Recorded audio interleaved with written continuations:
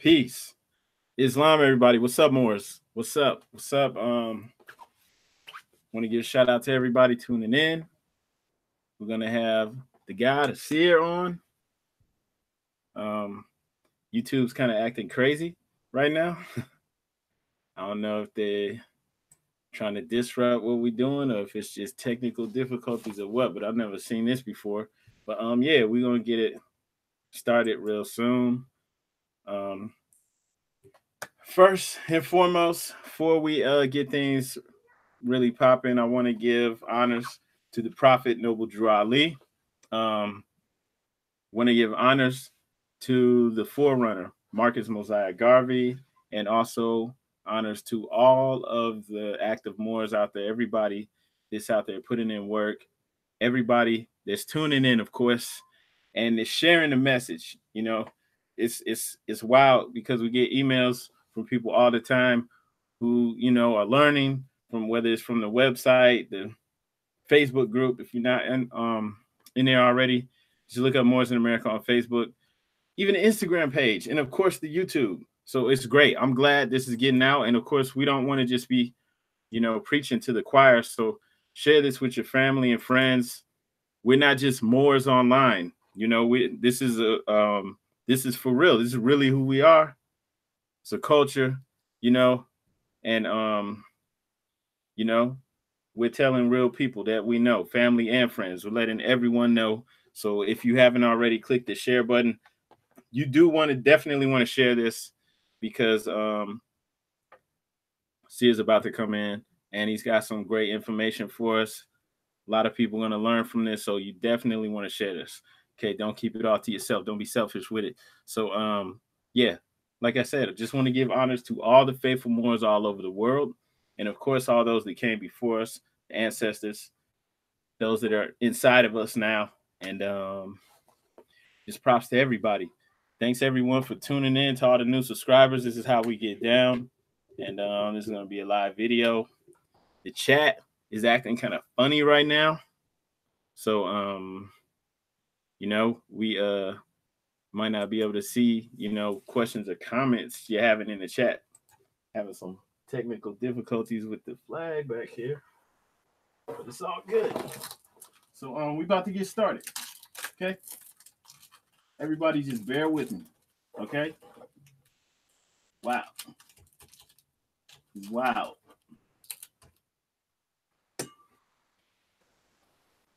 Ain't gonna stop nothing. So that's really it. Like I said, YouTube's acting kind of funny, so hopefully everything's cool, but if the video goes out, just stand by, because we'll still have the audio. And like I said, I don't know what's up with YouTube. Never had this happen before. So yeah, the brother Asir was going in though, like usual, on Facebook, and just asked him to come on and share some of the stuff he was speaking about with the fam. So while you waiting, make sure you hit the share button, copy the link, share it all over Facebook, everywhere. Let everybody know it's live now. All right. And feel free to comment and chat, even though I can't see it. We'll see it later on. And man, that's wild. Like, all the electronics are going crazy right now. So what's up with all the Moors?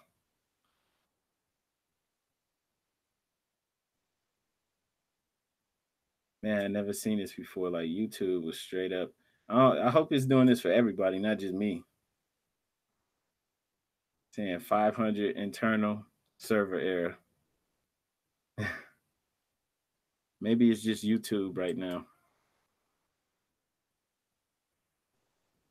Yeah, I see people trying to comment and everything. I can't even see it.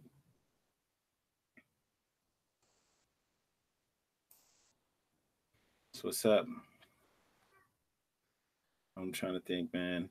We're on Instagram. So if you're on Instagram and you're not following Moors in America, go on and click that follow button. What you waiting on? On Twitter too, same handle at Moors in America. On Facebook too, and there's a group on Facebook as well. So definitely join us on there. That's what's up. There's more people coming in here. That's what's up. So for everybody just coming in too, once again, make sure you share this message, share this video. All right. We're not trying to just be Moors online, right? Be Moors in real life. Your family, friends, everybody, let them know too. All right. Looks like things finally starting to work now. Slowly coming back. Yeah. All right. So yeah, it's a lot of stuff going on, man. For real. It's crazy out here. Y'all see California's on fire again. Seems like California's always on fire, right? I know my wife was telling me she saw some articles saying people said they were seeing dragons. You know what I'm saying? Like in the forest fires. I don't know what's up with that. It's wild. It's a lot going on. And we still waiting on the brother to come in. All right, the chat's about to come up. Okay.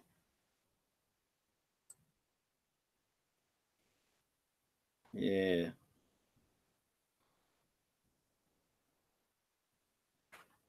We about to get it popping. All right.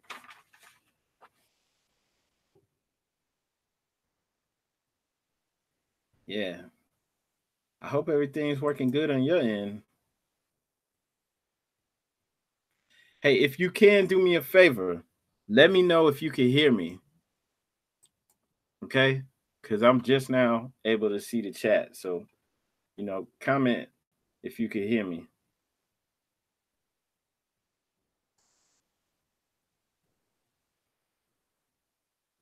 Yeah.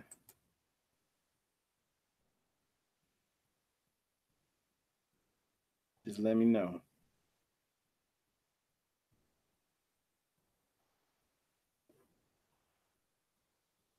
Yeah, California getting that judgment.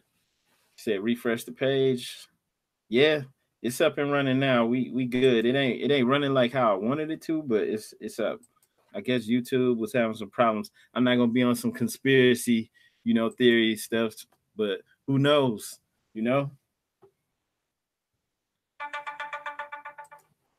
What's that? What's that? Hold up 1 second. Yeah. Good, good. Okay, you good. Y'all can hear me? You good? Yeah.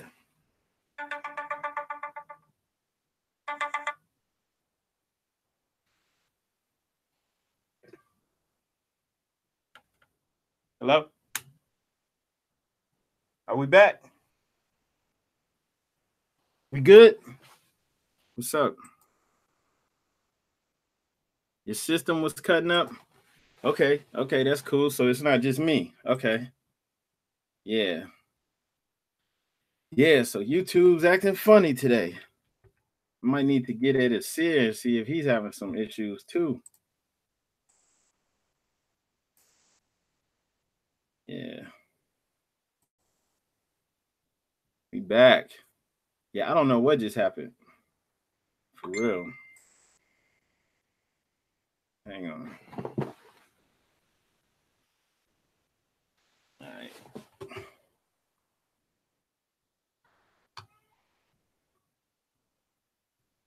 It's all good.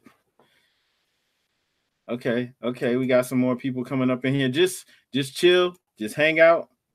We're gonna be speaking with the brother Sear in a little bit. Um, just been having some technical issues, but we getting it up.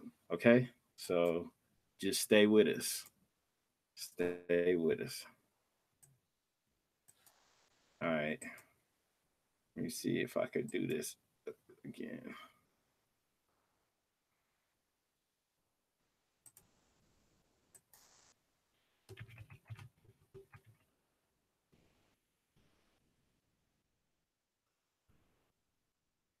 Yeah, I don't know what's up.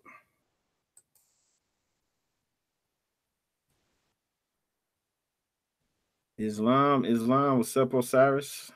Islam, Karen. Thanks for letting me know you can hear. Yeah, we're gonna try to bring Asir back in here again.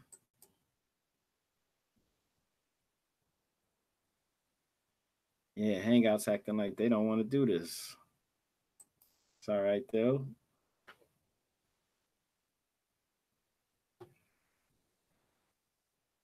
So once again, just make sure you share it. If you're watching this and you haven't shared this yet, hit the share button. All right, we need you to hit that share button. All right, salute Islam.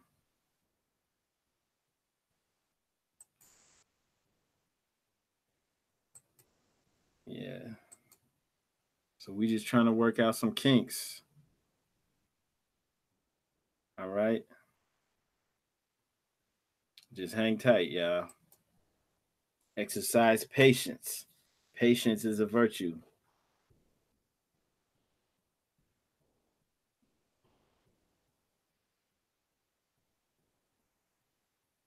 Yeah.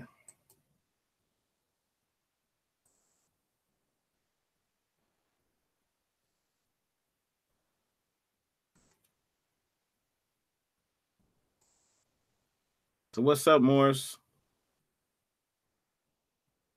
What's everybody been up to on this Sunday?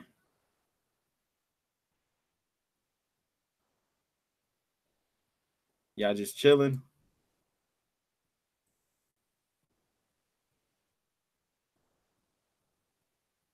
What? All right, hang on, hang on.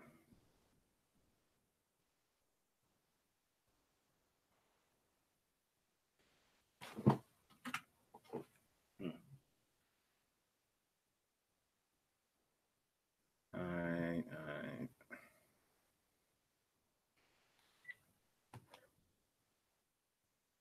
Y'all chill, okay? We gonna get this running. Still having some issues. All right. I promise we're gonna get this fixed. You know.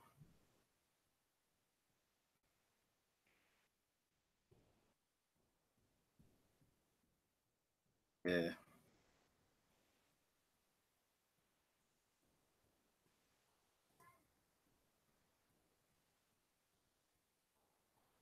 Coding apps. That's what's up, man. We got some Moorish app makers out there. That's what's up.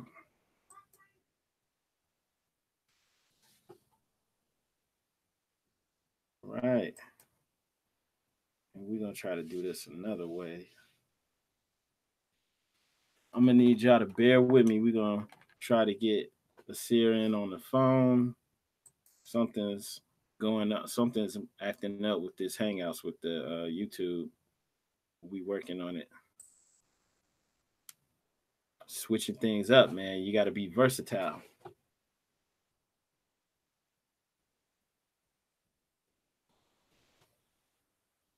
Yeah. Islam, Islam. And to everybody joining in, I'm gonna say this again. Make sure you share this. All right. Please share this with your family and friends. Okay, because you know how it is. We're not just trying to talk to each other. We already up on it. So we have to get the word out there. You have to share with your family and friends. Let them know what's going on. This is going to be a great show. So you definitely want to share this. All right. And we just having some technical issues. It's not You know, it's not going to stop anything. We're going to get things up and running. Brother Sear's going to be in here really soon. So just hang around, just chill. It's Sunday, chill, you know?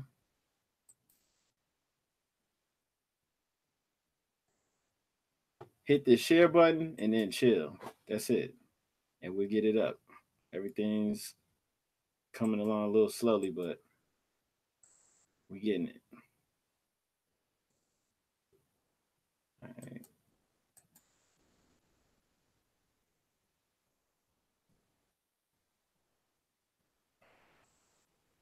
Yeah. All right, here we go. We're gonna try this.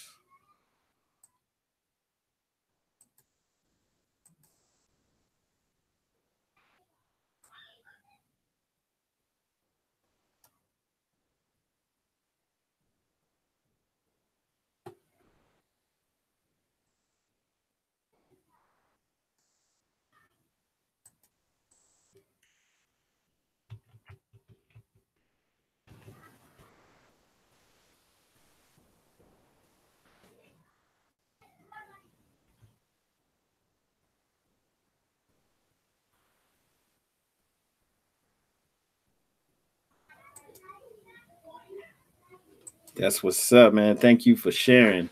I appreciate it. Appreciate you.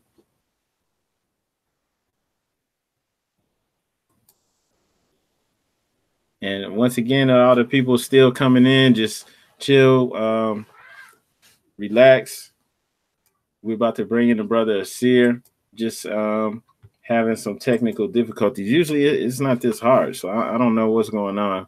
YouTube, they acting kind of funny today, but you know we're getting it together, so it's cool. Just chill, all right. And I mean, if y'all have any questions, of course, you can go ahead and say that. That's what's up. Marvin said you've been seeing major moves for the Moors. That's what's up. We are making moves, you know. We're linking together with like minds, um, conducting business, you know. Things are coming along, man. It's a lovely thing for real.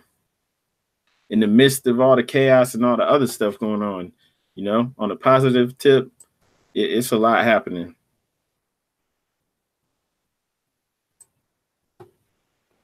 Islam. Yep, yep. So yeah, that's what we do too. We putting out information for everybody with the channel, with the website, Facebook groups, Instagram, everything. We're utilizing everything at our disposal to get the information out. And when y'all share this stuff, you're helping it grow for real. And likewise, you know, we all share it and get it out. All right. And so we're gonna get Asir in here another way since YouTube is acting up. Like I said, can't stop, won't stop.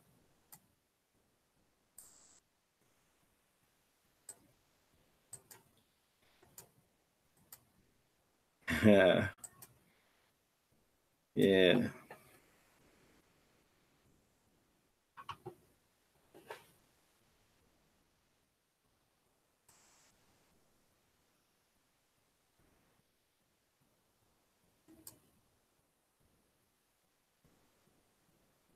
All right. Welcome to the conference. Welcome to the Okay. Welcome. This service is provided by freeconferencecall.com. There is one host in this conference. Recording has started. All right. Could you hear that? If you can hear that, let me know. I appreciate it. Yeah. So, hey, everything's coming down. Now that we're up, everything's coming down. It can't even go in the opposite direction. It can only go up. That's it. Once this secret got out, it was over. You know, and that's pretty much that's what you know, the people who benefit from us not knowing who we are. That's what they've been counting on. They didn't even know this was possible. If we could, you know, wake up like this and realize the stuff that they've been trying to keep hidden. So yeah, it's over. Ain't nothing they could do about it. Glad you heard that. Okay, thanks. Good, good. So yeah, okay, YouTube's acting up, but it's cool. We're not gonna let that stop anything.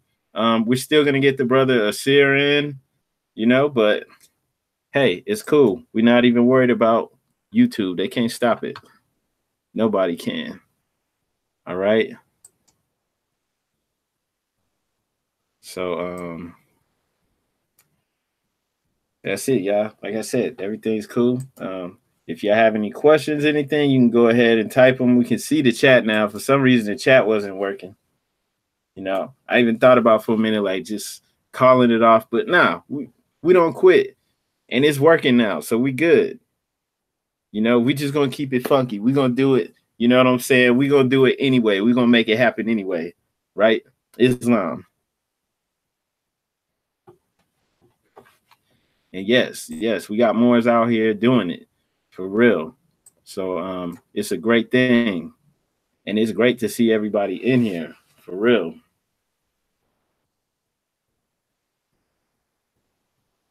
Yeah. So still working on getting the brother in here.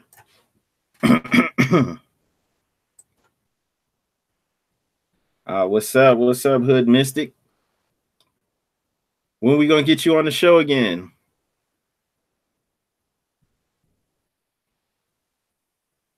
Can you talk about the liens and tort law that we've been put them on?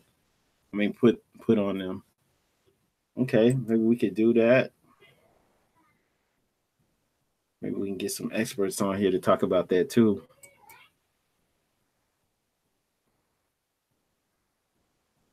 What's up, Hood Mystic? When we gonna get you on the show? El Melchizedek. Yeah.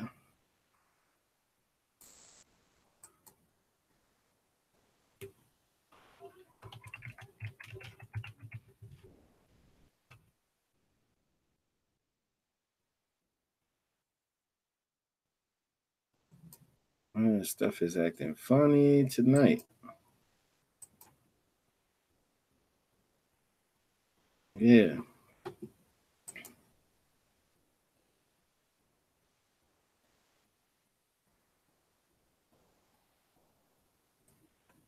What's up, Indigenous one? Yeah, we got a lot of people on here right now. That's what's up. Peace to all the Moors out there. Everyone just coming in. Once again, share this. Share it. Make sure you share it at least once or twice with your families and your family and friends. Share it on Facebook, Twitter, all that stuff. All right. It's gonna be powerful. And what else can I say? Peace to everybody out there that's coming in. Still got more people coming in. This is great. It's great. So the show's not over. If you're just coming in, it's just now starting, right? Just now starting. We got job apps. What'd you say? I'm new. Can you give a brief of where you came from? All right. I mean, what do you mean? Where you came from is a real broad topic. And Aya Sanabe, oh, that's what's up. We friends on Facebook.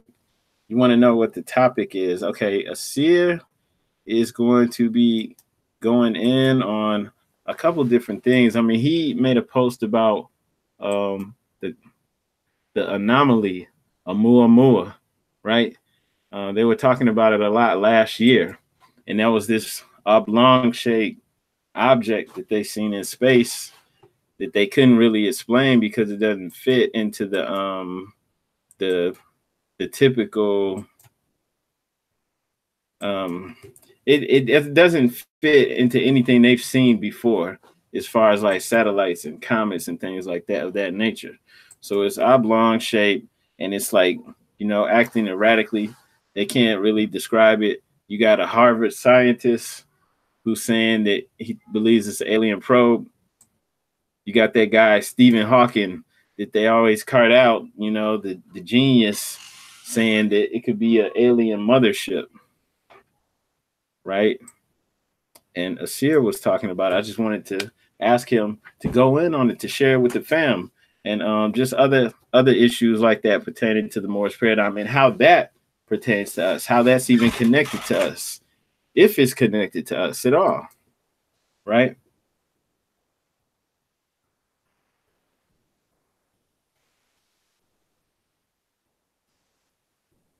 Said, can you give a brief of where you came from as far as your participation in the Moorish paradigm? For me, like personally, I converted to actual Islam, like Orthodox Islam, years ago, like about 15 years ago, maybe longer, 15, 16 years ago. And that was just like started the journey for me. Like, you know, from my studies at that time, I didn't feel like I was converting to Islam. I felt like I was going back to what my ancestors practiced. Okay. And I wound up meeting somebody, a brother, Swift Angel, Elihu Pleasant Bay. And that was the first person I ever met who said, you know, anything about us not being Negro, Black, colored, African American. And you know, from there I just took off. You know, he pointed me in the right direction, and I've just been, you know, studying ever since then. So, you know, that's pretty much, like, I'm not new to this. I've been on the Moorish paradigm for like 14 years at least. So yeah, like me personally, I've been studying for a while. People like Asir and other people, like, you know, I've been following people like that since MySpace days. MySpace, that's like 2007. Some of y'all are so young, you don't even know about that stuff.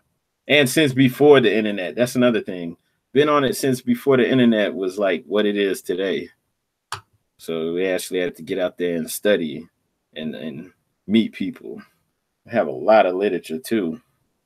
Matter of fact, author that I just interviewed a few days ago, his name's Abdullah Bey. He wrote a book, Moors and Masonry, and then another one about the Masonic Compass.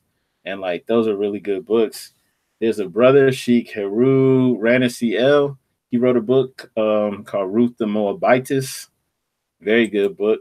Brother Jose Pimenta Bay, he wrote the book Othello's Children in a New World. And those are just some things just to throw out there, like really good literature. And of course, the Holy Quran. You should get that, and you should also get a copy of the Divine Constitution, and you should study those things. And it's really good because, I mean, like, if you're just getting information, pulling it from online, you don't have any idea where the sources are. So, like, yeah, as far as the Moorish Divine and National Movement, everybody needs to have a copy of the Holy Quran and the Divine Constitution, and study it and know it, understand it.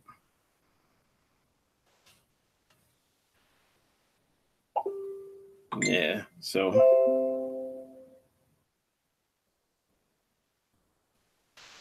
all right. What does Sia say?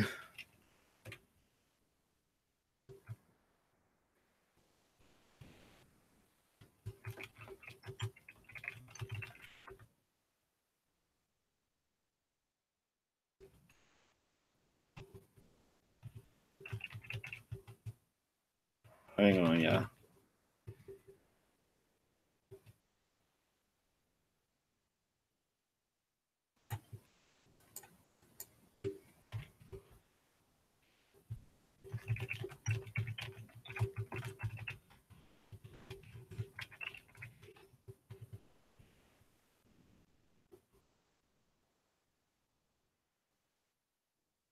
They not letting us here get in. That's crazy. Yeah. We need our own YouTube. Word.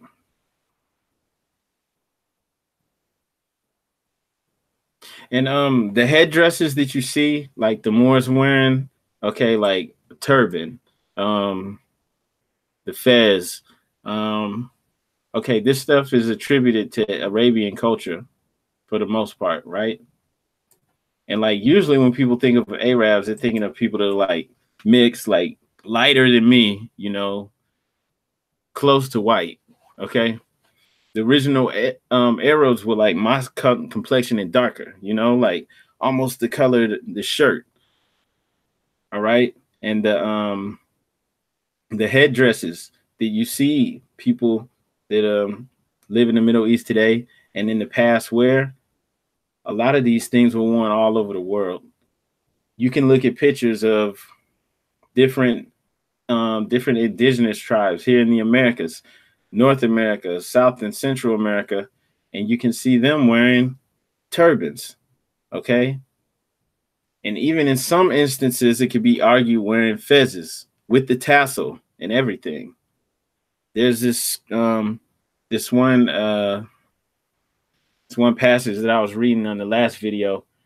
I can't even remember what book it's from. I don't have it in front of me, but it's where they're describing the royalty, the nobles of Peru, and they were wearing this headdress they called the yantu, where it's like red crimson wool, tall headdress that has a tassel, fringe and tassel on it, right? And you've seen stuff like this. You can see stuff like this carved in stone or painted in the murals over here in the Americas. And then the indigenous tribes that the Europeans encountered were still wearing these things, right? So, and even what I have on now. And on top of that, Arabic script, Hebrew script has been found over here in several places, right? So on top of the indigenous people wearing it, you also had trade going back and forth between the place they call Africa, Mexico, and here, right? And so like somebody just said, Arabs are our worst enemy back in time. It's like, what do you think Arabs are? Like I just was describing, like the original, the true Arabs were people like us. And when I say people like us, I'm talking to people like me, you know, the people they call African Americans, even the people that they call like in Africa, like different people like Nigerians, people like this. This is what Arabs looked like back then. Okay. And still to this day.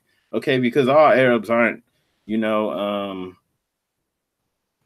mixed race, very close to white. It's not like that. It hasn't always been like that. So when you're saying Arabs are our worst enemy, it depends on who you're talking about.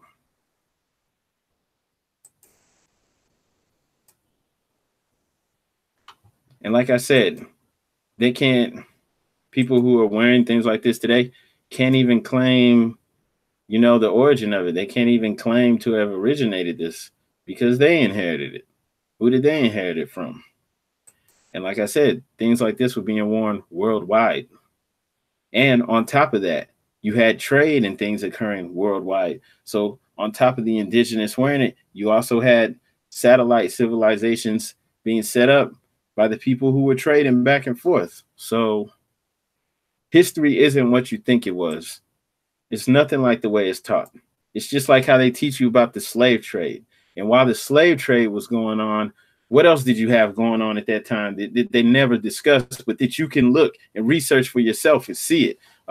You have all these treaties taking place because different European powers, okay, and colonies, like the British colonies over here, the French colonies, everyone, they're making treaties with the different Moroccan powers, right? And sometimes with the Emperor of Morocco. Why? Because they're getting robbed. They're not able to just sail the seas. You know, the Mediterranean, they get them robbed. Anywhere between here and the Africas, they couldn't just sail. They couldn't just do that, right? They weren't free to just do that. Okay, so this dude's getting kicked out. Talking about nonsense. You need to read, brother, because I'm not making any of this up. Seriously. I mean, there's people who don't look like me who will teach you this, who will tell you this, who will confirm it, because I can't make this stuff up. Matter of fact, I could just sit here and read some stuff off to you. Now I'm working on a forward for a friend's book. Yeah, let me just read some of this stuff off to you, okay? Because people, some people may not, they may think this is crazy, but let's see. Okay, Thomas, the Thomas Jefferson paper series. Proposal for war powers against the Barbary states. You can get this from the Library of Congress. in 1786, right? He's going back and forth, you know, with the Emperor of Morocco, right? And basically, around that point in time, around the 1780s, Thomas Jefferson, Benjamin Franklin, John Adams, and the fourth person, I can't remember, they were appointed as like a special council to deal with the Barbary powers, right? Why? Because the Mediterranean was unsafe. Merchant ships, you couldn't sail on the Mediterranean. You couldn't do any of that unless you had an armada with you, or you had an agreement worked out previously with the Moroccan powers, you know, paying them so that you weren't getting robbed, right? And so, let's see, I just read out some stuff that was happening. France in 1788 with Algiers, okay? They renewed a treaty for 50 years, and it was agreed to pay $200,000 annually, all right? Plus presents, according to their customs, every 10 years, all right? And they had to put a sum down, like a down payment on it, right? In France, where you have an Algiers in Louisiana, right? So, you know, while they had a colony over here, in order for them to do that and to be able to travel, because it's trade, they're sending stuff from over here, you know, it's trade, it's things going back and forth. So in order for them to be able to do that, they have to pay, all right? They had to pay the Moors, a Moorish kingdom, all right? And this treaty was renewed for 50 years in 1788. And then a treaty between Algiers and the United States resulted in the U.S. paying $500,000 to Algiers during the next 5 years, right? The peace treaty from Spain and Algiers said to cost from $3 to $5 million. England was paying annually $280,000. They don't teach you this though.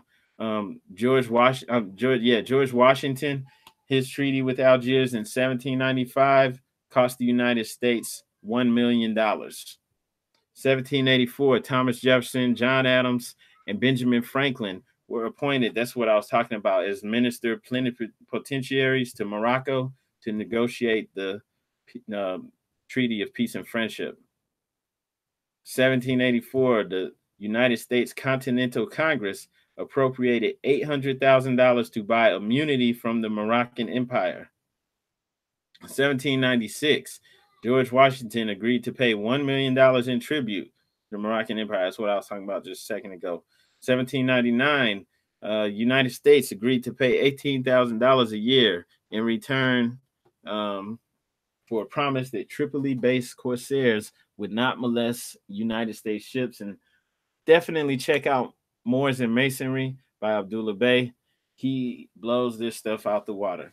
President Adams complained in 1800 that the United States had to pay 3 times the tribute imposed upon Sweden and Denmark. Everyone in Europe was paying.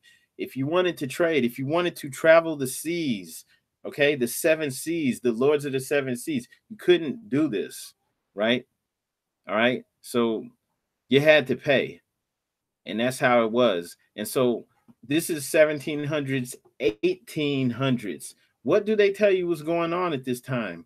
Slavery, right?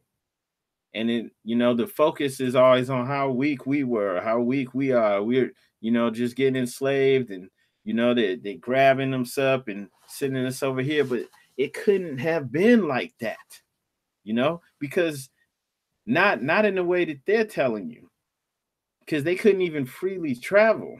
And because they were negotiating ransom to get some of their own people freed from slavery that had gotten captured and enslaved by Moors, dark-skinned people, you know? All right? So, and this is what it is. Nobody's making this up. This is what's going on. All right? And so this is why, you know, somebody just typed Moro. You had Moors in the Philippines, you know, and they call themselves Moros. All right. And they're even starting to have the same consciousness rise that we have in here, or similar, where some of them are starting to say, hey, we're not Filipinos. This is what they did to name us after King Philip. You know, we shouldn't call ourselves this. We're morals. So that, you know, to a degree, they're having their own rising consciousness, and they're realizing, hey, we need to declare our nationality too, or at least to a degree. So this is occurring all over, right? And so, you know, the reason though that I brought that up is because, like, I mean, somebody said something. I realized they were just trolling later on, but hey, I'm glad that I said that because, like, the empire, okay, it was a global type of thing. Now, I'm not gonna say it was just one empire. Some people say it was just one Moroccan empire, but it was so vast, you know, it was so vast. You had Moors all over the place that, you know, had their own kingdom set up. So it was pretty much where, like, nowhere they could go. You know, there was nowhere that Europeans could go without dealing with us at some point or another. And there was a stronghold. So the whole slave trade thing that we're taught, you know, about the what's it called, the mid Atlantic, the I can't even remember. They hammered that stuff into my head though. The mid Atlantic slave trade, you know, they left a whole lot of stuff out. They didn't tell you that the U.S. was paying tribute, that the U.S. wasn't even recognized. You know, they were just British colonies. They weren't recognized as a nation until Morocco recognized them. You know, and if they were paying them tribute, and in England and Spain and France, Denmark, Sweden, anyone, you know, the Dutch, the Portuguese, everyone, they're paying up. They couldn't come over here unless they paid up. They couldn't trade unless they paid up. And this stuff was going on even in the 1800s. And not only that, but different Europeans were getting captured and enslaved even in the 1800s. All right. And I get it. And some people notice and they don't want to hit on that because you think you're going to get some kind of reparations, you know, for slavery as a black person. And you know, you don't want to talk about it. Like there's a reason too why they try to revisit this stuff on us so harshly. You know, I'm not saying it's, you know, justified either. I'm just saying that there's two sides to every story, and it goes a lot deeper. Just like yeah, it was said in the chat, Slavics equal slaves. Yes. So, you know, you ask the average person, they think, you know, slave, just say the word slave, they automatically associate that with black, right? Black. They got it twisted. A lot of people do, you know? But I mean, hey, this guy in Mexico came across a lot of tanks with a red star on it. So you're saying somebody in Mexico saw tanks with red stars on it here? Is that what you're saying in the chat?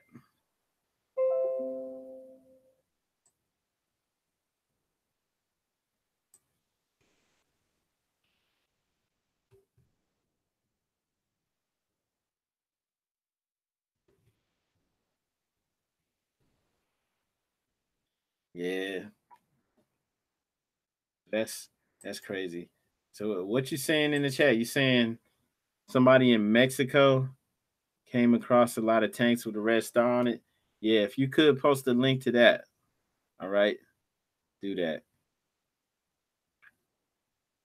And then yeah, like yo, this is true. What's going on? What you saying about you? You have Mexicans out there that are starting to realize they're Moors as well. Um, One of my brothers, man, I don't know if you're tuning in, but he was telling me that there's like a lot. I mean, you have like a temple, you know, a legit temple in Chicago, with just Moors. I mean, just Mexicans who, you know, are Moorish American. So like it's real, okay? And that's what's up. They are brothers too. Yeah, North, South, and Central America, right? Um, Shoot, we could go to what the prophet said on that. But Mexicans, Dominican, Cuban, Haitians, Jamaicans, you know, everyone. there's so many of us. It's the unifying point. I mean, a lot of people don't realize it. Maybe I'm preaching to the choir because maybe everyone in here gets it, maybe not. But it's bigger than your ideology, philosophy. It's a unifying point for everyone. So you have people, from different school of thought, people that Nation of Islam, all that. It's like they're all our brothers, all our sisters. Okay, we're all Moorish American. You know, the brother from Puerto Rico, from California to Virginia, Mexico, Belize. Yes, that's all a Mexican. We're all Moorish American. Definitely, like you said, all Asiatics. Exactly. And that is the biggest fear because there's so much power in this and it's real and we have legit claim to it. All right. And that's how come they're not going to tell you that, yeah, the indigenous people that they encountered, were looking like this. Everything, could have just transplanted me from the 1400s to now and they look the same, you know, like my complexion and darker. Same headdress, probably were speaking their own form of slang and everything. I mean, and when you think about it, we're the only ones that create language, even to this day. They call it slang. Who else is creating languages? That's why I don't like saying English is a bastard language and people try to diss English. Like, come on, man, you giving away too much credit. For real. Who you think made English?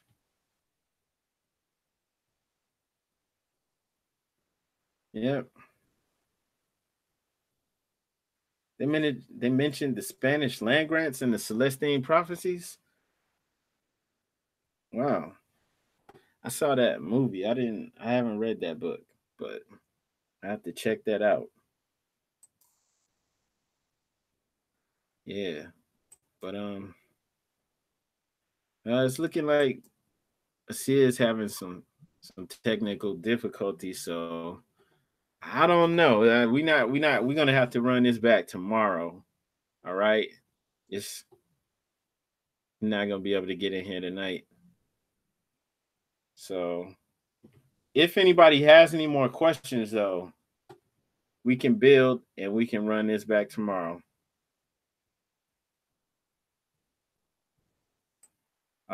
Somebody said you were trying to look up videos on that more, and you came up in here.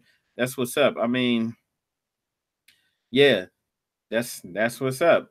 Look, we're gonna run this back. We're gonna do this. Try this again. Well, we're not gonna try. We're gonna do this again tomorrow, and should be able to get a seer in here. I don't know what's going on. YouTube was acting crazy when I got on here. It was doing some stuff it's never done before. The camera was acting up. I had to use my iPhone.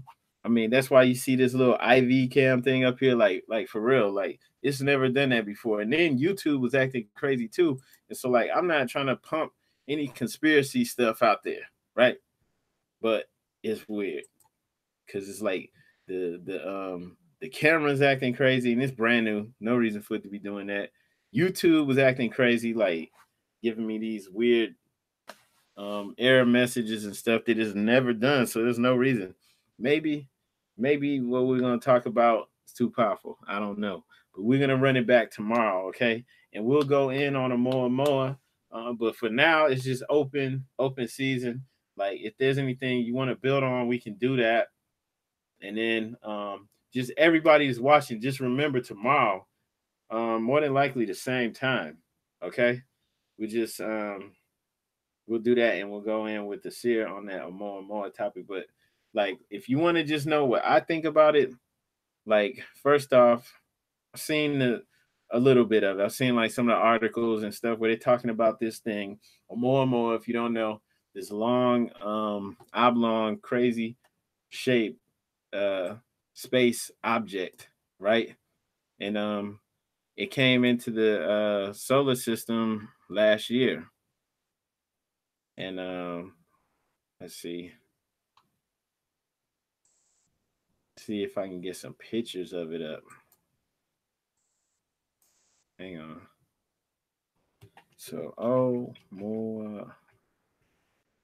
All right, so yeah, it's like oblong shape, right? And like they'll do the artist conceptions of it. These are artist conceptions, like because the pictures that they show are like tiny, you know, they just look like a stream of light or like this, right?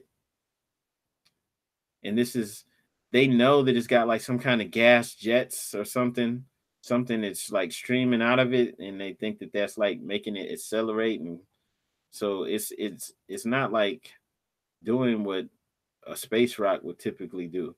And so when they show it to you, though, they show you this so that you see a rock.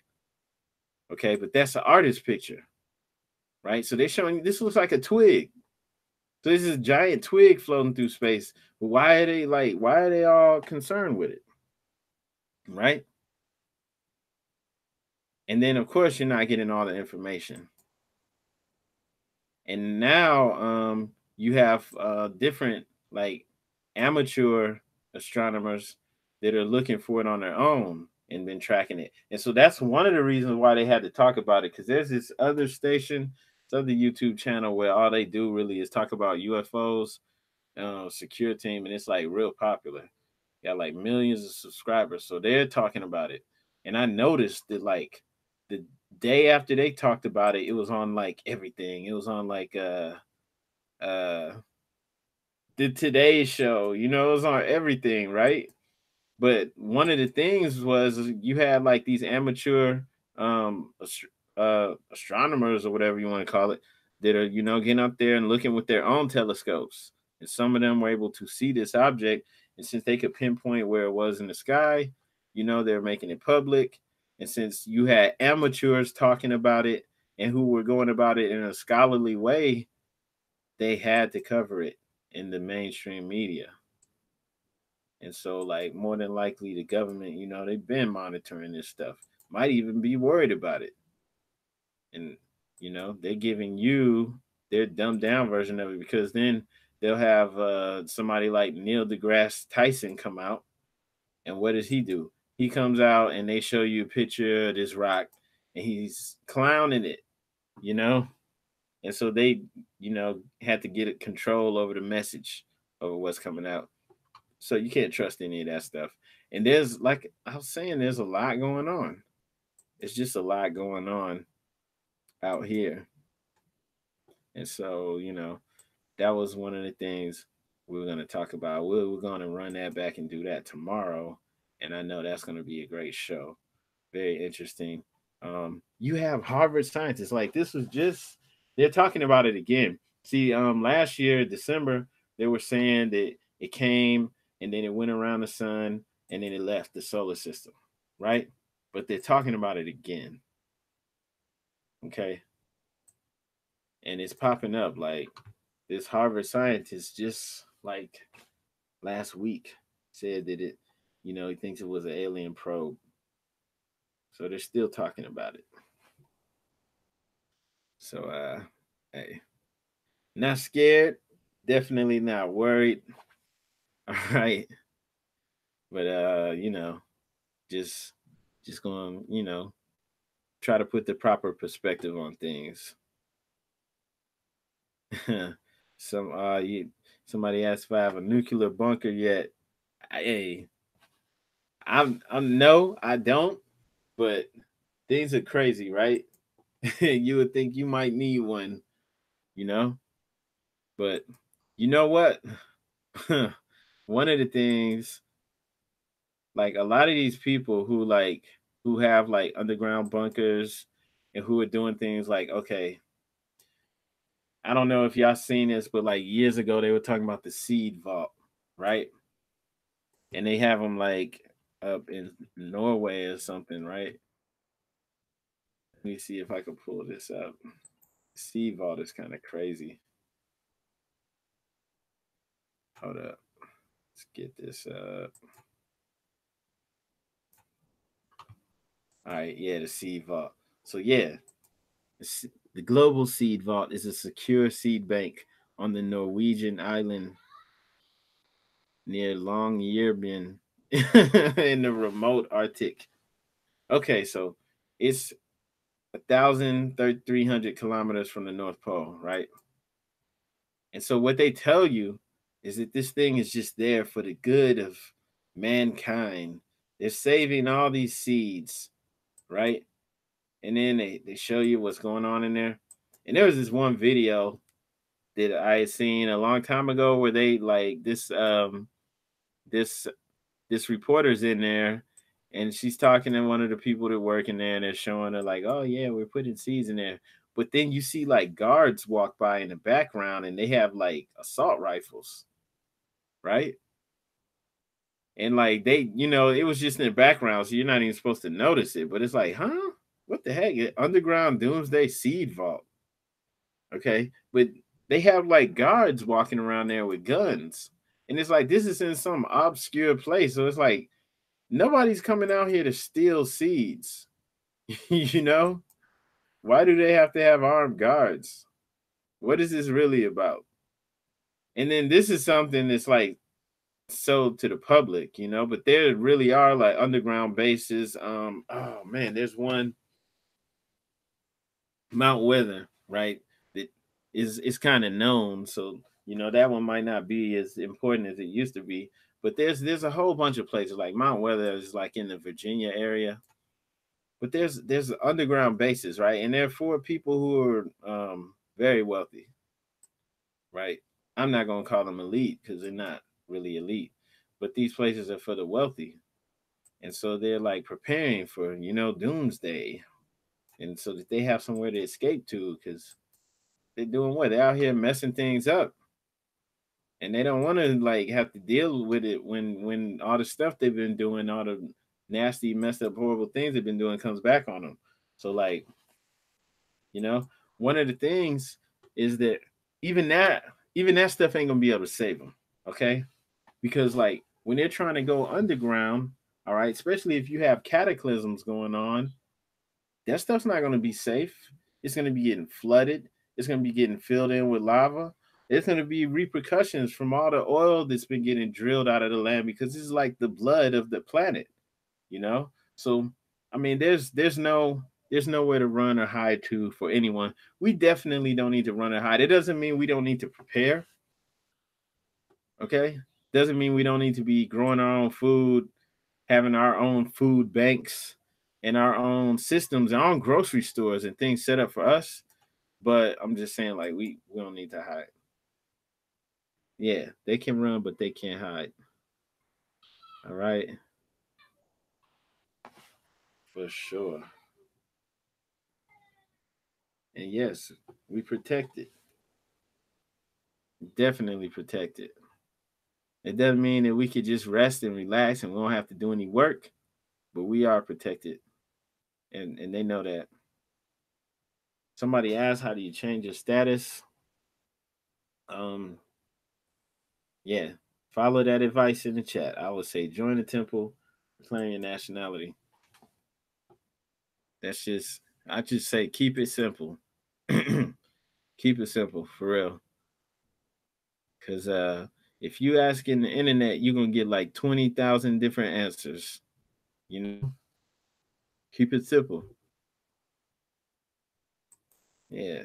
And one of the reasons too, like why we do this whole show, the Moorish in America, the website, everything, is because we need to put our own spin on things. We need to cover things from the Moorish perspective, and that's pretty much why we do it. And that's why we're gonna have the brothers here on tomorrow. He wasn't able to come in today. Not worried about the difficulties and everything. We're gonna get that hammered out. But that's why we do it because we need to talk from our perspective. I mean, just what I was saying earlier, the stuff that people don't know, with all these treaties and all of these things that were going on, in the past, just in the last few hundred years. They don't tell you any of that. That's not being taught in history class, but it's not hidden though. You know, you can find these things, there's historical records showing it left behind, the Library of Congress. in your library, period. You just have to look because it's not in those history books. The history books are just presented to you from one way. Then what's shown in the mass media, on the news, on TV, on the shows is, oh, the 4th of July, celebrating our independence, and y'all were slaves, and that's it. But they're not telling you that they had to constantly negotiate every year negotiating, just so that they could travel on the seas and trade and do these things, right? They had to break off people to look like us. Okay, and so yeah, all right, we have another question. Okay, you said you were wondering if we do a special video to assist Moors in adorning our national headdress with feathers. Okay, definitely. I could ask us here about that.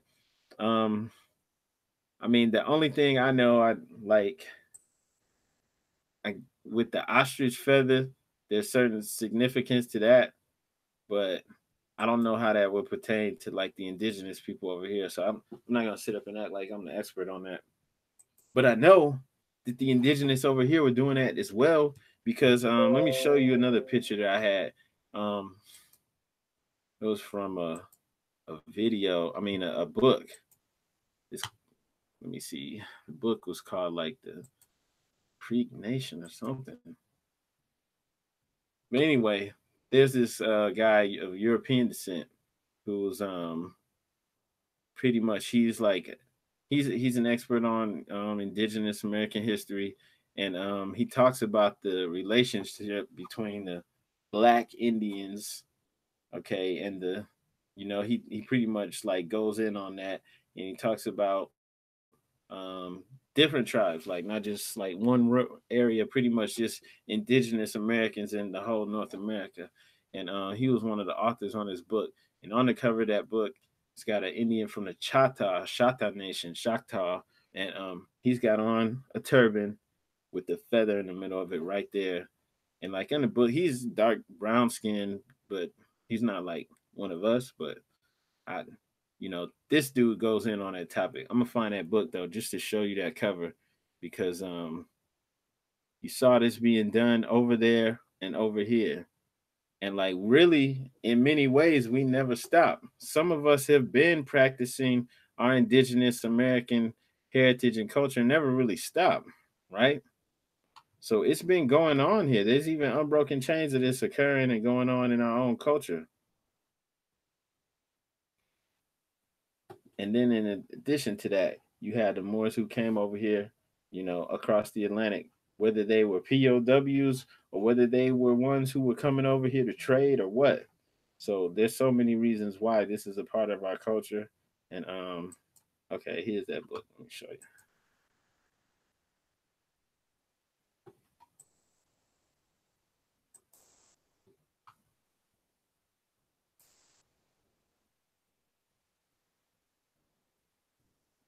What's up, YouTube? Yeah, acting funny today. Chickasaw removal. Dang.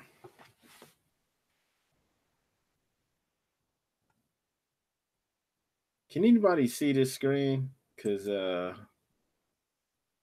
it's frozen over here on my end.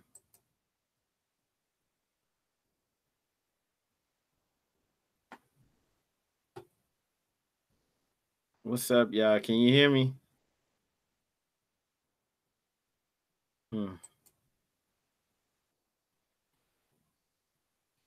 Yeah. Everything's frozen over here. So I don't know if you can hear me or not, but I'm trying to do a screen share for this book called Chickasaw Removal.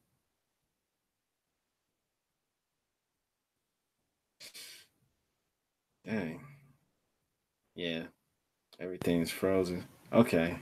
Yep, still frozen.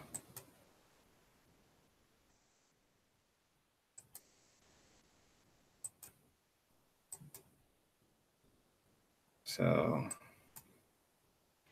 well, the reason why I was doing it though, if you can still hear me, is because just like on that book cover, you can see the regalia from what the dude the brother has on Chickasaw, and he's got the turban tied very similar to how Moorish Americans tie theirs to this day. And then he's got the feather inside the turban, right? Sticking out. And like you can see like old paintings where they're doing the same exact thing, and it's just like, it's amazing because this was being done in the East too, in particular like with the people like in India and in Pakistan, right? And it was going on here as well before Europeans even set foot over here. So the connection is real. And I don't know if you guys can even hear me. Yeah, I guess YouTube just was going to act up today. Yeah. So let me see some. Oh, you you can't see anything? All right. So, can you see the screen? Can you see the screen? Oh, you can see me, but you can't see the screen? All right. Well, I was trying to share the screen, but it's acting up, so I'm not worried about it. But maybe we could get into that stuff at another time. And I'm sorry, YouTube is just acting up. Like my stuff just froze up. I'm trying to think like this doesn't make any sense. But hey. Shoot, sorry for this, y'all. I was hoping y'all could see this stuff that I had up here though, but it's cool. It's all right. We could try this some other time. And maybe we can run this back tomorrow. Like I said, we're gonna do it again with a seer, and we'll go ahead and go in on the more anomaly. And I mean, that's pretty much it. We're just gonna have to run it back. Screen is frozen. I would tell people to go ahead and ask questions if you have more questions, but I'm not gonna be able to see it anyway. So I would just say tune in tomorrow and definitely share the video. And yeah, sorry about this. If you haven't though, bookmark the website mooresinamerica.com and like us on Instagram and Twitter. It's more at Moors in America, and also on Facebook, and also join the group. And that's it for now. Stuff is acting up, so ain't nothing else I could do. Computer's frozen. So shoot, that's it. Yep. Hold up a second.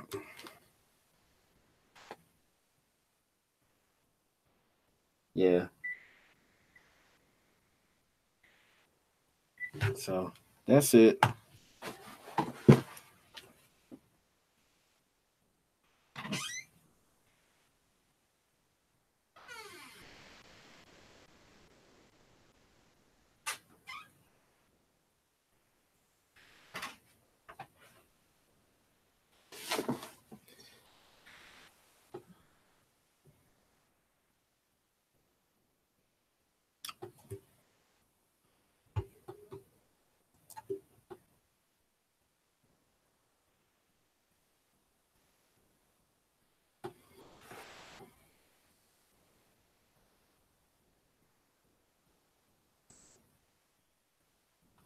Wow. Yeah, that's crazy.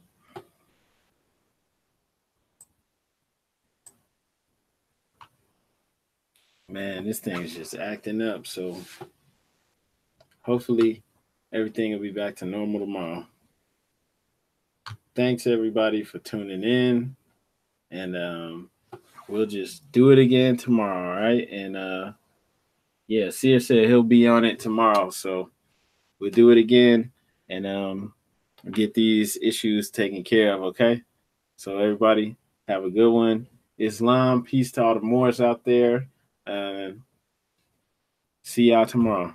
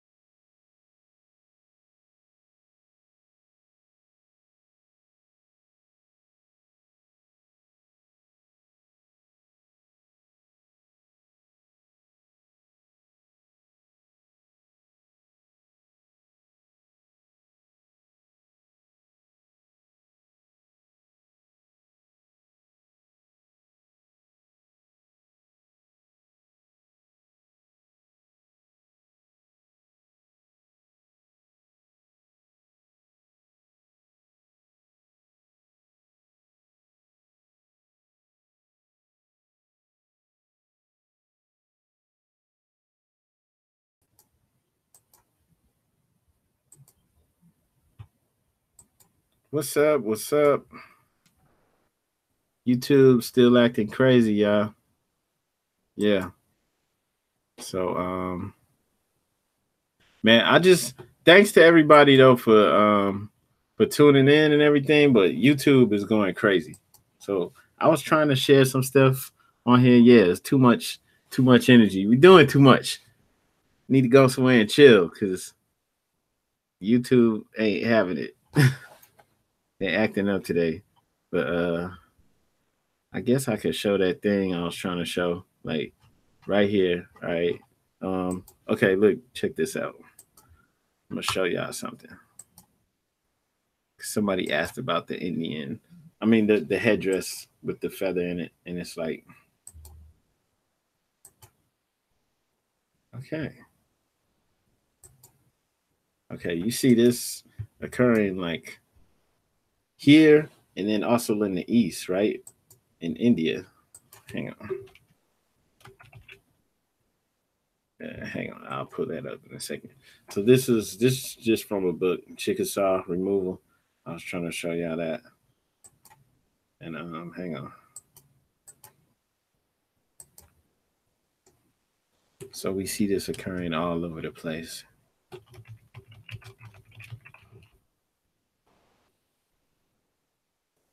You always see like they even sell turbans like this, like when they have like the little generic turbans, costumes and stuff, you'll see this, right? So yeah, you don't see this like in Arabia so much, but you see this like in India and Pakistan. But then you also see the indigenous people wearing this, right?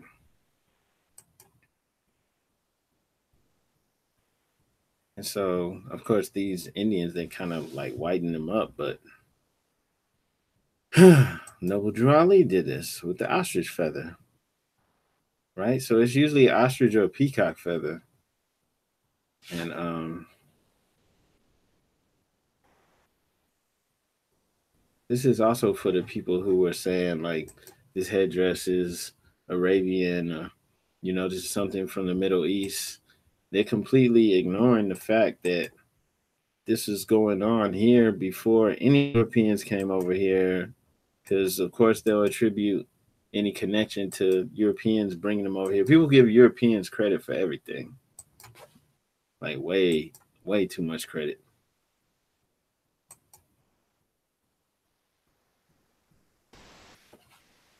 Nope, never heard of them. But yeah, I don't know if they trying to shut it down or what. YouTube's just acting crazy. It's all good though.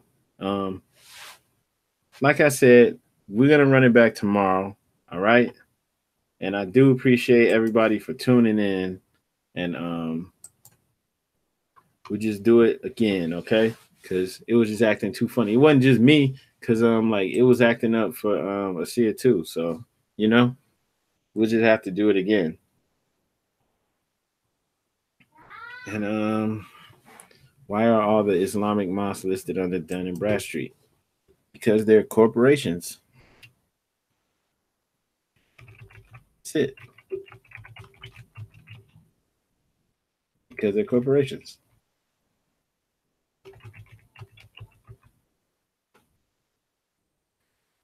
Bottom line.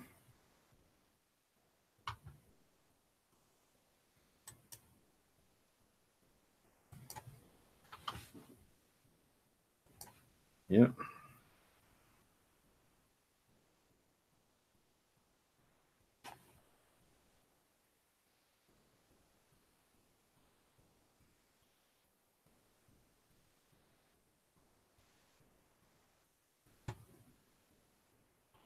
Yeah, so that's pretty much it, man. Everybody, once again, just thanks for tuning in. Yeah, we're gonna run it back and we'll do it with the brothers here. All right. So yeah, everybody like this video, like it, and then tune in tomorrow. All right. And Ronald, I wouldn't say we're supposed to be getting away from corporations, because it's like, who do you think created that structure? We created that. You're giving too much credit away by saying it was invented by the papacy. All they did was distort it. They distorted everything. They didn't invent it. They renamed things. Just like the entire structure of this United States government is based off of the Moorish imperial design, right? Even the names they gave the branches of government, all of this stuff. It was designed. It was based off of the actual design of like the Moroccan Empire, and then what the indigenous people were doing here. And it's like, no, we give too much credit away. It's not saying that Europeans don't do anything or haven't created anything. It's just saying sometimes we give away too much credit. Like, no, they didn't invent that. They might have distorted it, might have changed names, but no, they ain't invented. Show me where they invented that.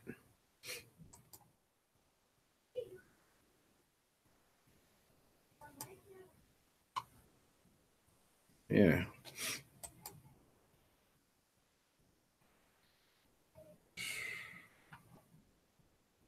And yeah. So that's it, y'all.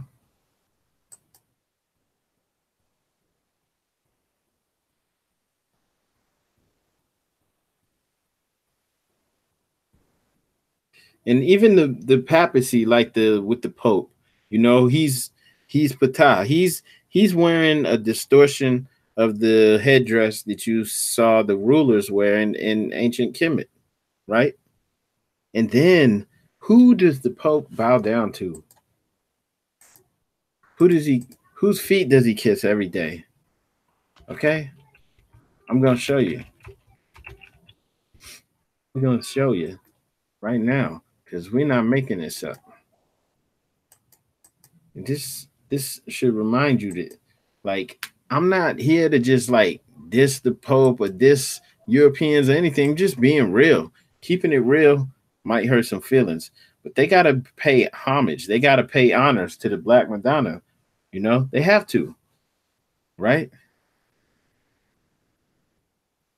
And it's a known fact. Like, they don't even want that fake one. You know what I'm saying? And look at this guy. He looks like the Emperor from Star Wars. He looks evil. But that's who they bow down to. They have to, right? They don't even want the fake Madonna. Yeah, I mean, like, this is how they get down. Okay? So it's like, no, we don't need to give them too much credit. Ever. All right? Know what time it is. Always know what time it is. Why do they still have the Black Madonna and they've gone through and whitewashed everything? You know? All right. So we don't need to give away too much credit, you know. We gotta chill on that. You know, especially when you know what time of day it is. Like, you know, this is ours. We created this. They distorted it, but they kept it going so that when we came back, we can do it how it's supposed to be done. We can rule under the 5 principles. But in order for us to do that, we have to clean ourselves up. That's why at the end of the day, you know, just like my girl said, if you want to know the truth, study yourself in the works of Noble Drew Ali. So study yourself, fix yourself, clean yourself up. That's it. At the end of the day, it's about us. That don't mean don't pay attention at all to what other people are doing, especially if they're trying to cause you harm. It just means at the end of the day, we're so powerful that if we fix ourselves up, we clean ourselves up, we clean up our act, everything else is going to fix itself. All right. And I mean, just look at what's going on right now. Like, you know, because people tend to focus on the negative. We're running things everywhere we go. People paying attention to what we're doing. We have people all over the world dressing, talking, acting like us, listening to this stuff. People of European descent probably right now are listening to this video and listen probably to every video on this channel. They're reading the website. Some of them calling themselves Bays and L's and everything. You know, I mean, I've seen it. I'm not making this up. What was man, some of them mixing it up. They got the comedic name with a L or Bay on it. And I'm not making this up. So they're into it, right? Everyone, and I'm not singling anyone out. I'm just saying, like, that's what it is. Whatever we do, even if we're on something ignorant, like with the whole gang bang and stuff, you got gangs, you got Bloods and Crips, even in Japan, right? So even in our low state, even doing things foolishly, people want to copy and emulate us. You have all types of people of European descent trying to get down, want to be Bloods and Crips and everything, Vice Lord, GDs, stuff that they can't even be because it was specifically created only for us, and they want to do it. So it's like we don't really have to worry about everyone else. Okay? All we have to do is clean ourselves up. And for those of us who's out here who's not really trying to do the right thing, you know, that's part of the problem, man. We got to clean that up. We got to get their act together or they need to get swept aside. Okay? Because it's like no one else is going to step up and rule and do things the right way. These people, they're going to keep polluting and eating babies and raping and doing all the stuff that they do, sex trafficking. They're going to do all that because that's how they get down. And that whole system is set up to even all the way up to the presidential level to be looking the other way while it's going on and to be having it going on in the White House, in the, everywhere. Like it's set up like that so that their hands are dirty. They're all looking the other way, letting it go on. They're getting paid off of it. So that's how this system is set up. We're not supposed to be doing that. So all we have to do is clean ourselves up and everything else will fix itself. And some people don't see that. They don't even see how powerful we are, man. We're so powerful that by us doing what we're supposed to, everything else will fall in line. And that's why it said to uplift fallen humanity. Because we fix ourselves, and by default, everyone else starts to fall in line or become insignificant. It won't even be cool to be grimy anymore. Like I'm from, I grew up in Memphis, Tennessee. That's not where I'm from originally, but that's where I grew up. And like me growing up there, like in the 90s and stuff, it's like it was cool to be grimy, and it's even worse now. It's cool to be grimy. It's cool to be criminal. It's cool to be untrustworthy and messed up. And it's like that is jacked up. We're not supposed to be like that. So we have to fix that. We had to fix that and correct ourselves. Once we got that in line, everything else falls right in line. Everything else will work out just fine.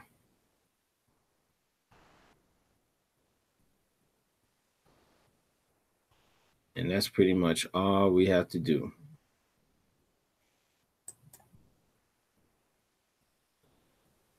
We don't even have to worry about what's going on over there.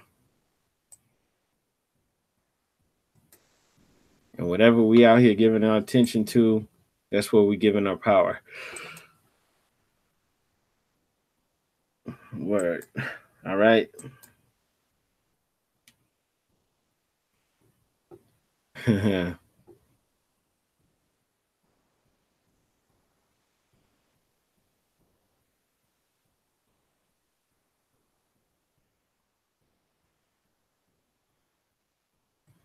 Yeah.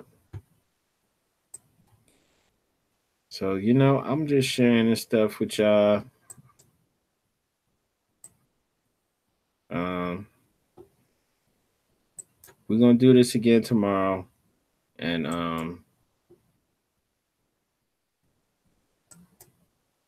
that's pretty much that's it for real. I mean, unless you got some really important questions or something, we're gonna go ahead and shut it down.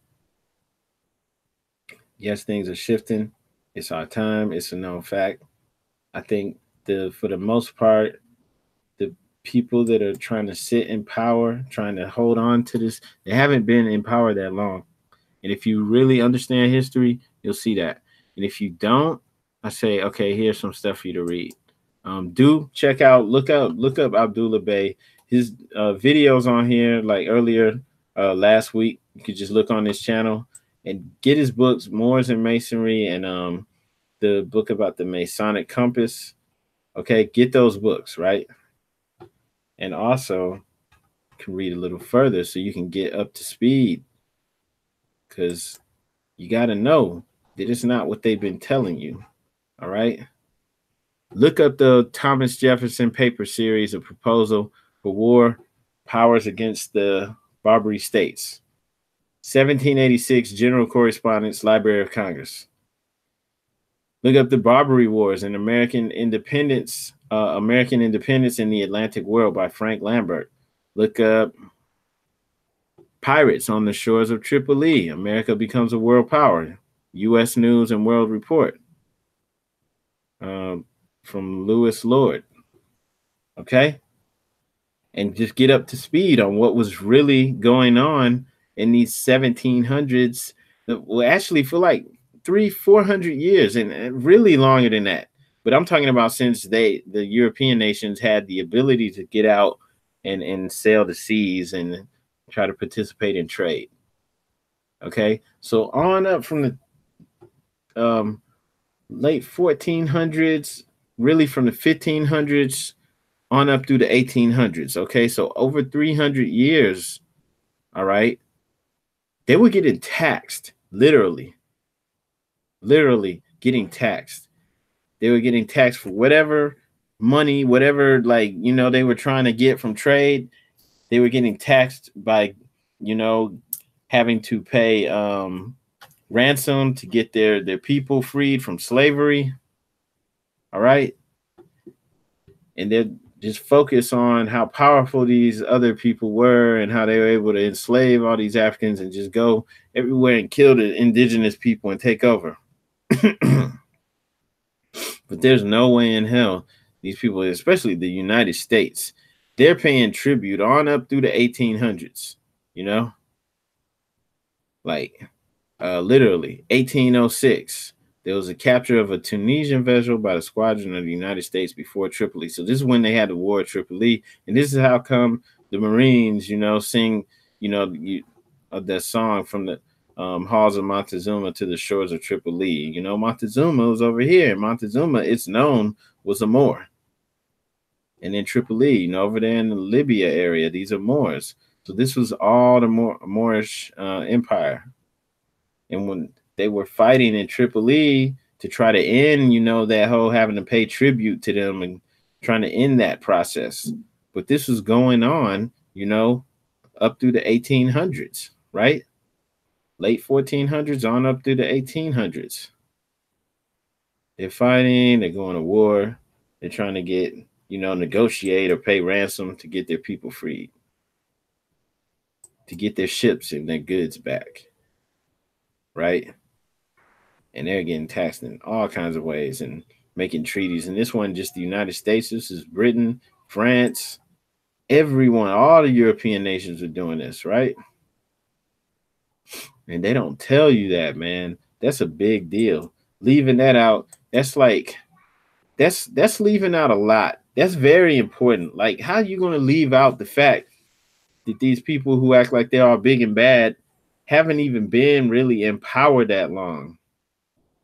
All right. Like, most of the people of European descent who were coming over here, they were lowly peasants. They were not in any position of power, and that's how come they're like, okay, you know what? We got a caste system.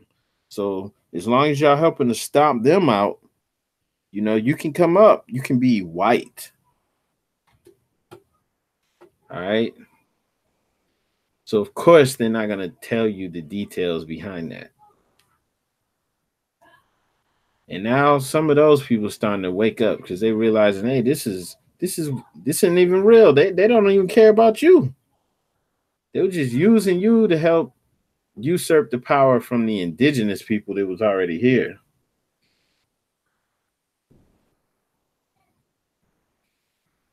Yeah. And okay, yeah, somebody said, what about the Hebrew Israelites? What about them? They Moors too. You know, some of them know it, some of them don't see it like that. But they're Moors too. What about the Nuwabians? They're Moors too. What about all the people? What about people who aren't in any group of subscribe to any philosophy? They're Moors too, more than likely. All these people running around here as Christians, they're Moors. You know, Asiatics, they're all Moors.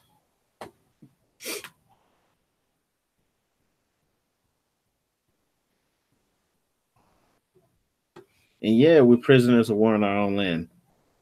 Most people don't even know that. They have no idea. Somebody said something about that SPF SF 181 earlier. Like that thing's just heinous. It's horrible.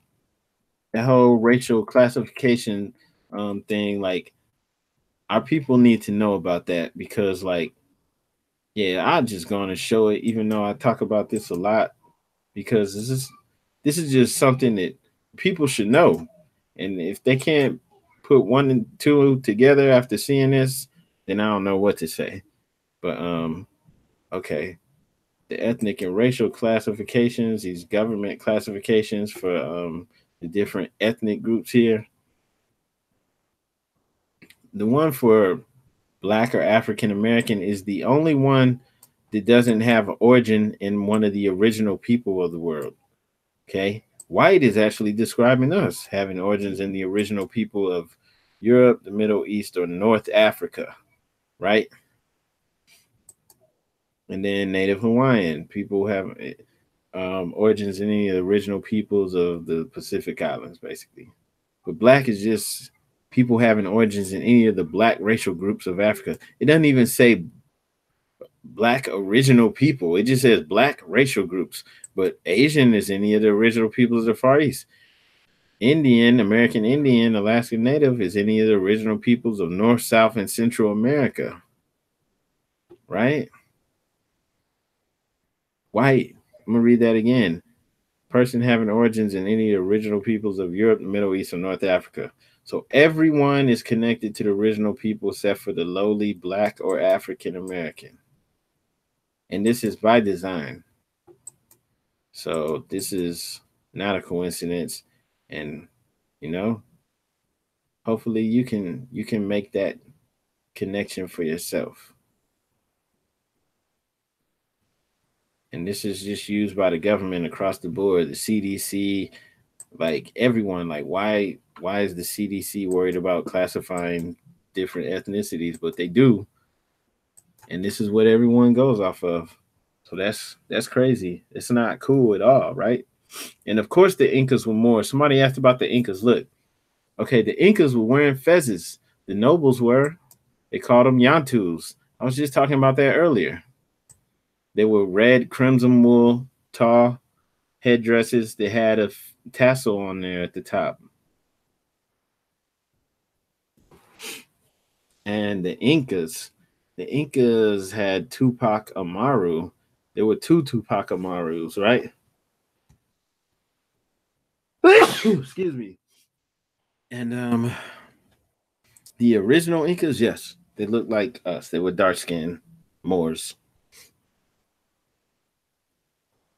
I think they brought like people in from China and different places. They imported people in and Europeans to lighten up the Peruvians, but they still have people who they probably tell that he came from Africa, just like they do us. They still have some dark skinned Peruvians, Afro Peruvians. Everyone who looks like us is Afro something. You're Afro Colombian. Let's see some Afro Peruvians because it's like they're lying. They're lying, people. Screen share still messing up.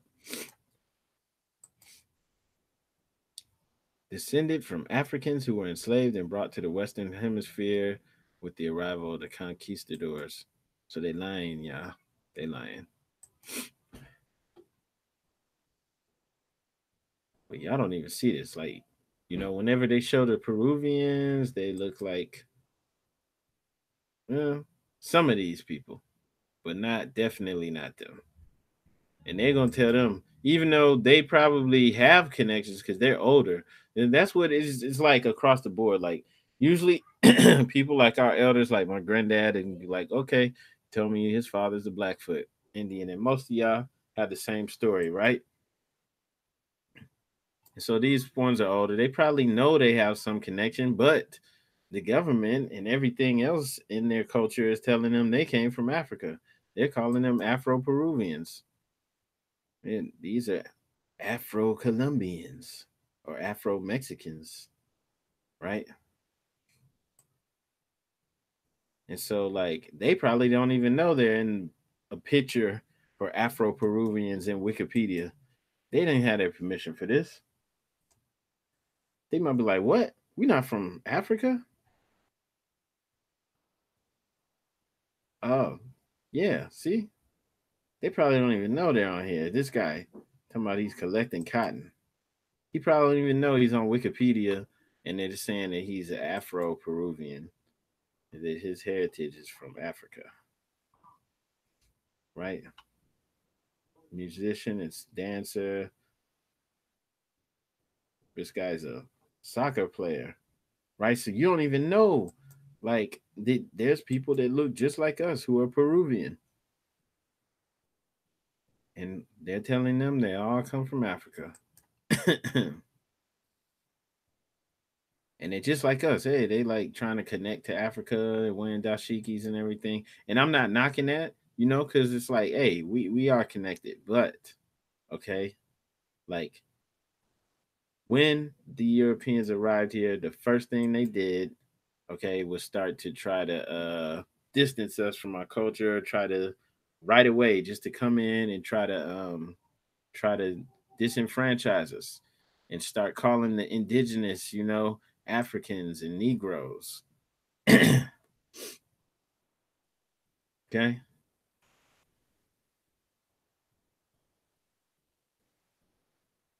But yeah, they definitely not showing you any pictures of Peruvians looking like that or that.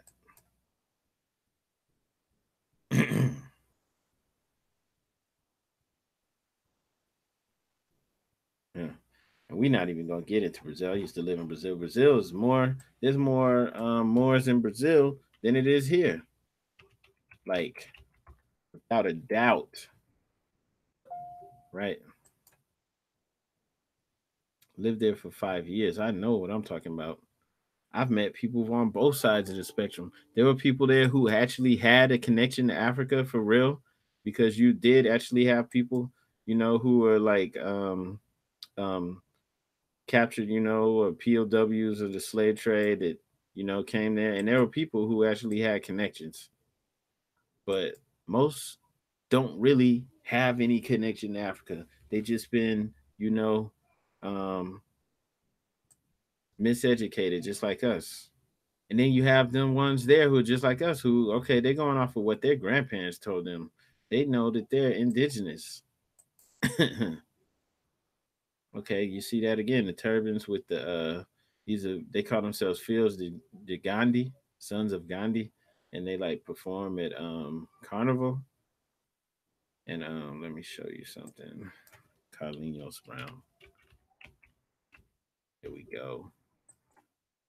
Okay, so Carlinhos Brown, like, he's real conscious brother from Brazil. And like when he performs at carnival, he's always like dressed like an indigenous, what they call Native American, or Egyptian. All right. And it's like a lot of people there know they have indigenous heritage and history. And it's not a secret, it's known. And a lot of people know too that the indigenous people there look like us. They know that they were dark skinned and that they could pass for African, right?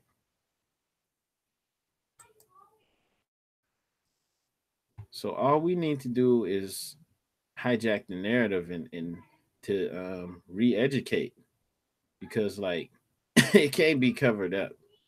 The cat's out the bag now. We can't go back. There's no going back. All right. It's over. We know who we are.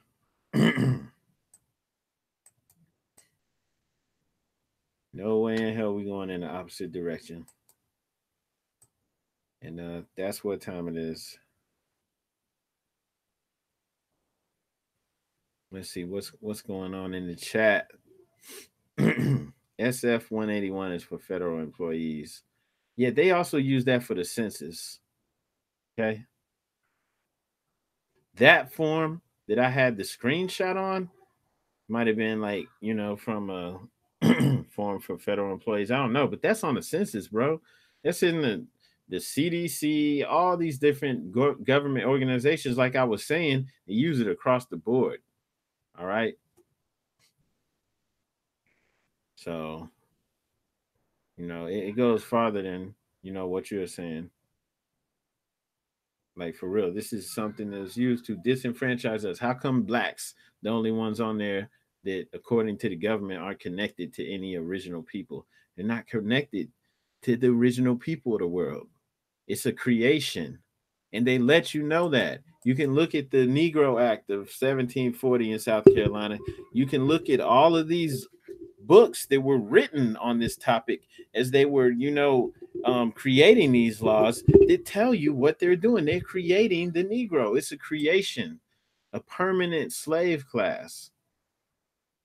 I can't make this stuff up. I wouldn't waste my energy making up some mess like this. It's all true.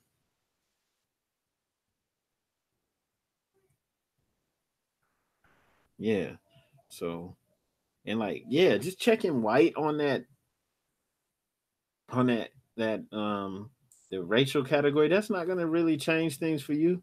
That's not good enough. That's not it.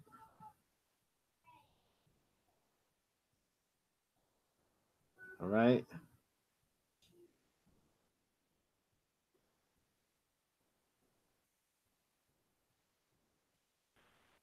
Yeah.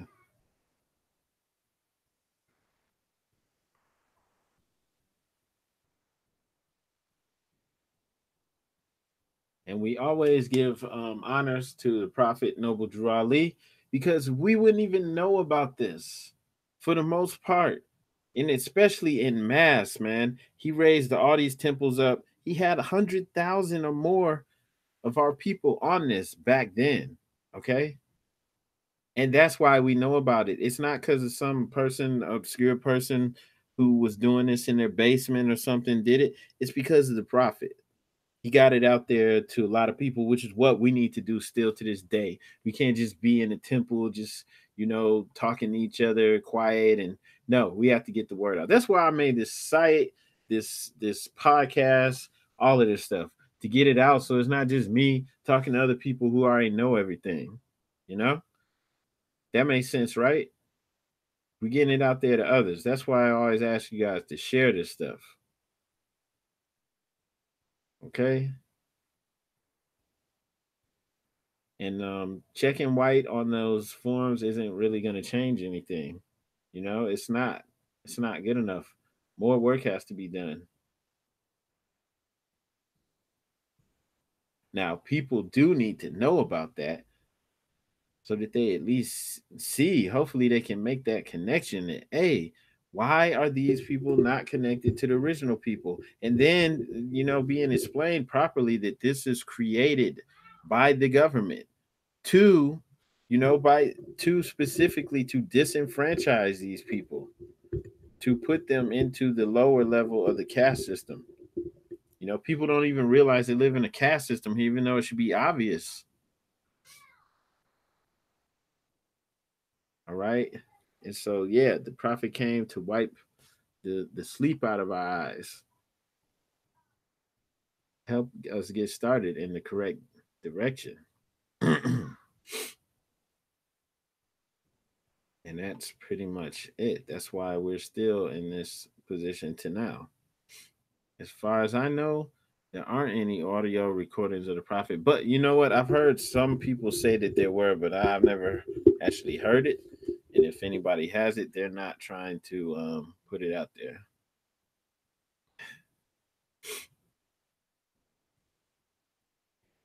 And that's how come earlier when somebody was saying what literature, one of the things I said is the divine constitution and the Holy Quran. You got to get that stuff because just like reading everything online and going off all this stuff online is not good enough. There's too much.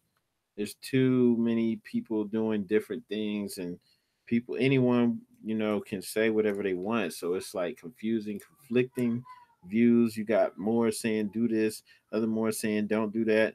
There's one more on YouTube. He was like telling people, hey, go to the court, do that paperwork to change your name. And then like most of the other Moors can be like, hey, don't do that. Don't go to the court and do that. You don't go to court and ask for a name change, right? And so the only reason I brought that up is because you got all this conflicting information. And so, like, I would say, to others out there, go ahead and join the temple. Go ahead, do it. Learn the foundation. I didn't do that 14 years ago. There was no temple by me either.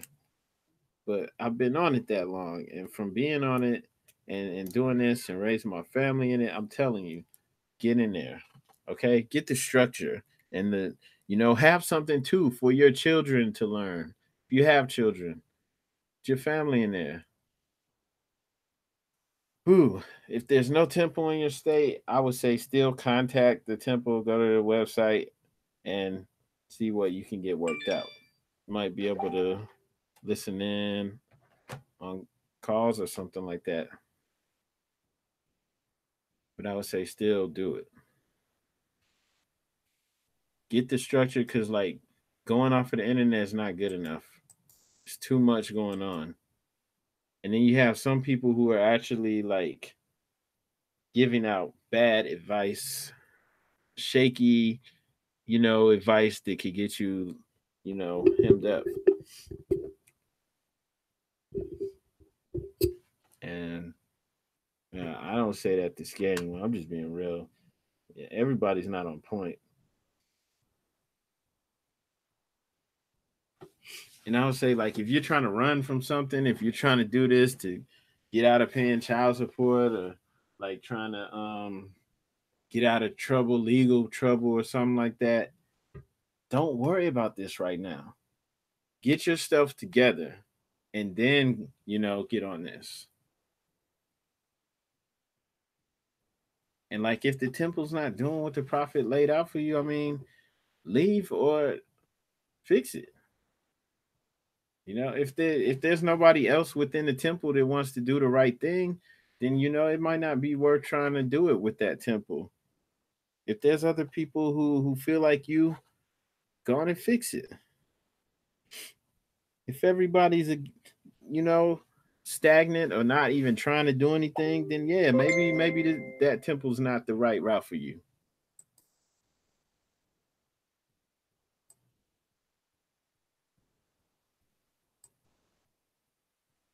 That's just what I say.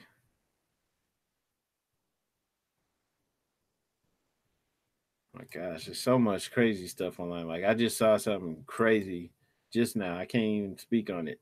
That's what I'm saying though. You can't learn about this just online. It's not good enough. For real.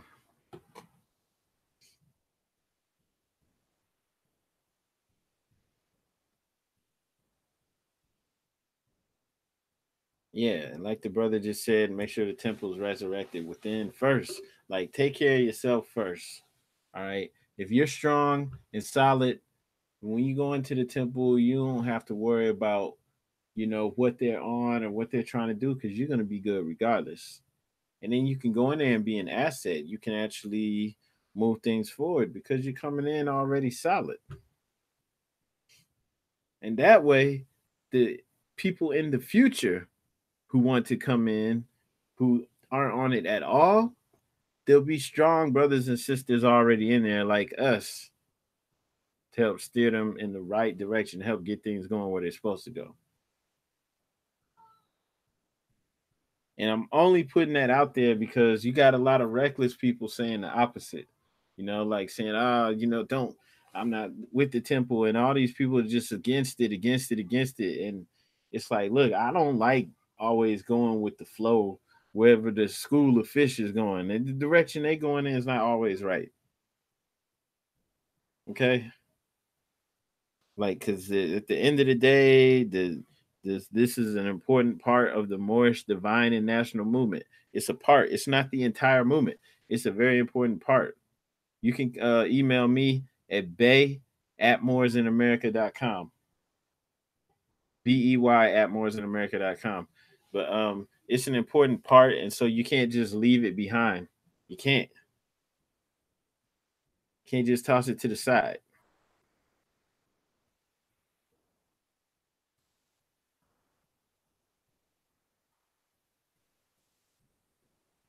And if you got a raw solo, that's fine.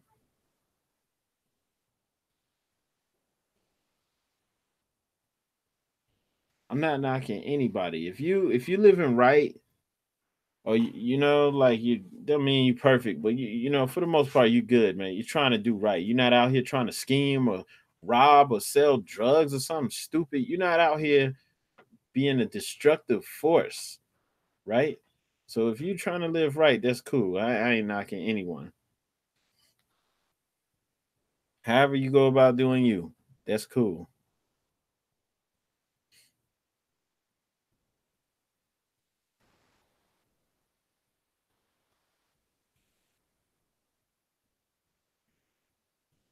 Yeah. But yeah, I do advise that though for people to go into the temple.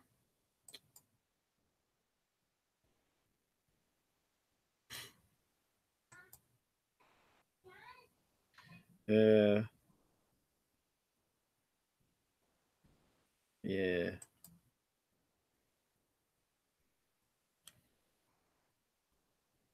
Uh does this look crazy? They got me looking like Max Headroom up in here.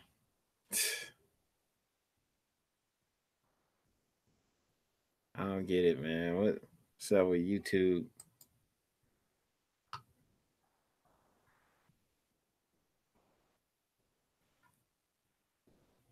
All right. So what's up? Y'all see the video? They got me looking crazy on here.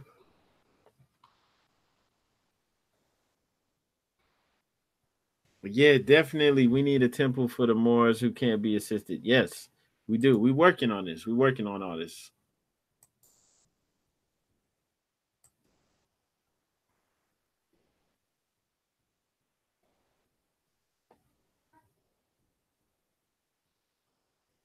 Okay, books, books, books. Does anybody have a list of books for the brother or sister? Cause I'm tapped out at the moment. I can't even think. Let's see. Well, okay, look, Moorish literature. Get the Holy Quran, the Moorish Science Temple of America. Okay, get that. And okay, there's a good book I started reading called Ruth the Moabitess. Yeah, the Circle Seven Quran. Get Ruth the Moabitess. We're gonna interview that author too. Ruth the Moabitess. And just off those two books alone, you'll be good.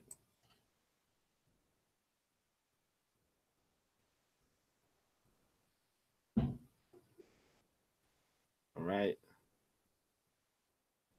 Maybe I can think of some stuff later, but uh, right now, no. That's all I could come up with.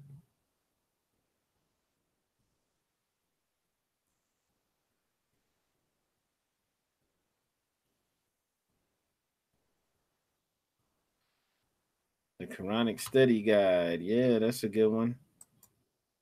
Help you gain more insight on the seven circle Quran. Definitely. All right. What else?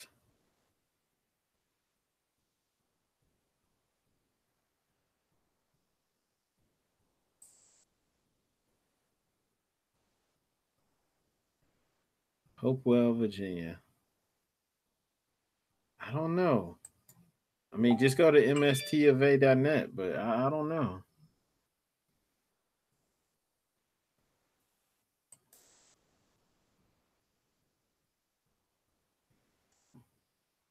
Let's see. We got okay, look at this. Portrait of Inca nobleman and his sons.